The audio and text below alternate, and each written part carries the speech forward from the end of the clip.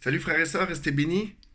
Donc, alors, il est vrai et tout que il est possible de vivre un vrai cauchemar, même en étant disciple du Christ, même en étant en Christ. Quand je dis être en Christ, c'est croire que Christ est notre sauveur, c'est le Messie, c'est le sauveur de l'humanité, qu'il a donné sa vie pour nous racheter et que grâce à son sang, nous avons une nouvelle alliance avec le Père, avec Dieu. Et cette nouvelle alliance, c'est une alliance par la foi pour la vie éternelle.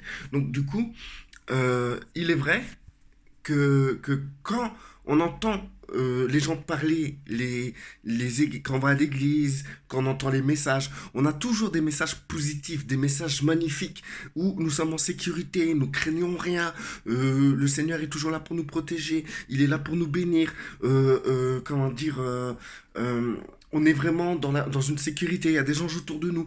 On a tout le temps, on entend souvent des messages comme ça.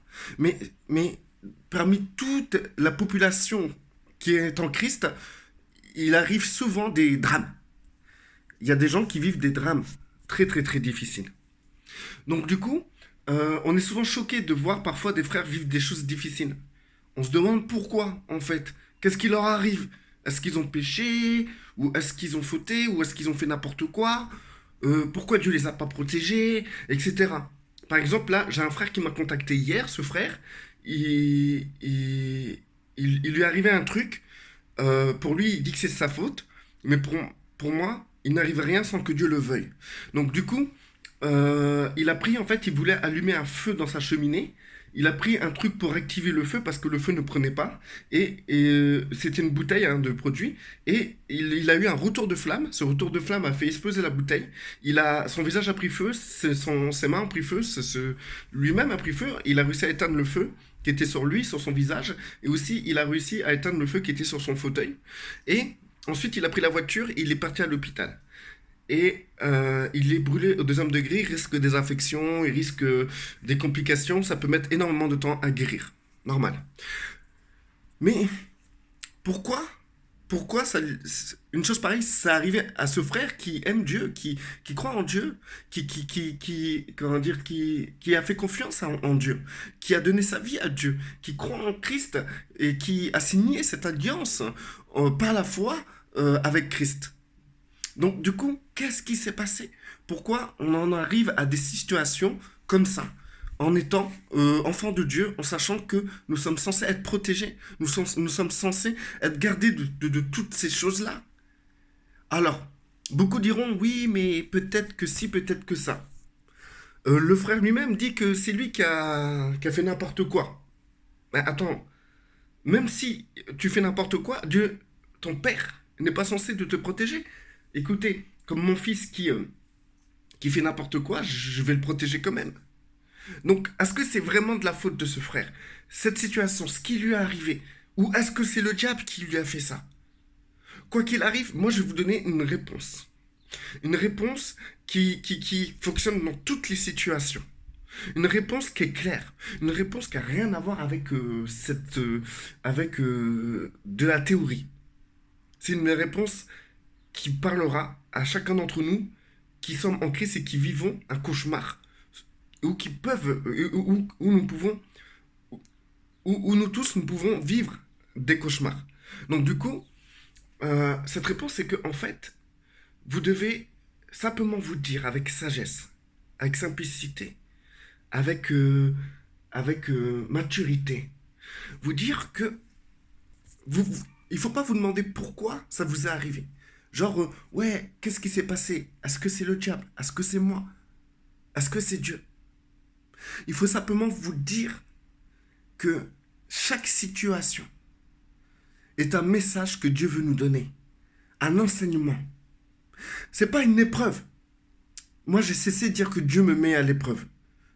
Pour moi, Dieu veut m'enseigner dans toutes les situations. Donc du coup, s'il vous arrive quelque chose, dites-vous plutôt, Seigneur, qu'est-ce que tu veux m'enseigner par là? Seigneur, qu'est-ce que tu veux me dire là? Comment, quel est ce cours que tu me donnes pour que j'apprenne de cette situation, que je reçoive ton message? Par exemple, tu traverses la rue, paf, tu te fais renverser. Tu vas mettre un an à marcher correctement. Au lieu de te dire, qu'est-ce qui s'est passé? Quelqu'un m'a maudit, c'est un sorcier qui m'a envoyé un sort. C'est ma famille qui ont fait des trucs bizarres. Ou peut-être hier j'ai péché, c'est pas bien ce que j'ai fait. Dieu m'a repris. Ou Dieu me met dans l'épreuve. Non. Dites-vous simplement, Seigneur, que veux-tu m'enseigner dans cette situation? Que veux-tu m'enseigner? Quel est l'enseignement, ce cours que tu veux me donner? Par exemple, il vous arrive, paf, un cancer. Ça arrive, je connais beaucoup de frères et sœurs qui ont eu des cancers. Au lieu de dire, ouais, c'est un esprit, il faut le chasser, maladie quitte ce corps. Non, dites simplement, Seigneur, dans cette situation où je suis aujourd'hui, quel est ton enseignement pour moi? Vous êtes au travail, vous êtes licencié, où il vous arrive des trucs graves, où vous avez des avertissements, où vous avez eu un accident, c'est votre faute.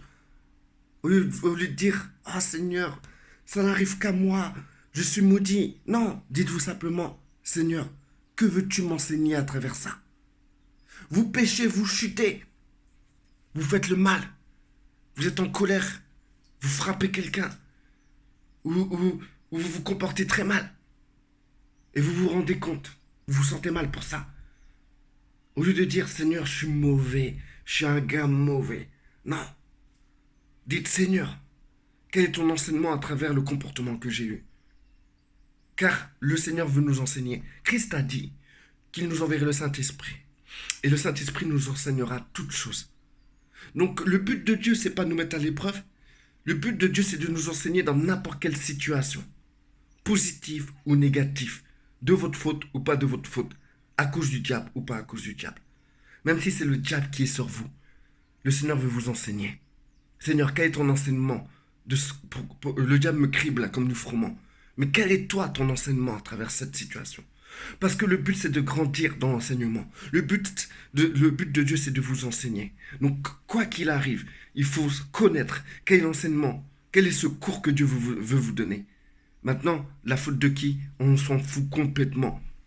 Ce qui compte, c'est l'enseignement à en tirer de cette situation. Restez bénis, frères et sœurs. Priez pour le frère. Alors, le frère, il s'appelle Daniel. Priez pour ce frère, pour qu'il puisse cicatriser vite, et surtout pour qu'il puisse être sensible à l'enseignement que Dieu veut lui donner. Que la paix demeure sur vous et reste sur vous.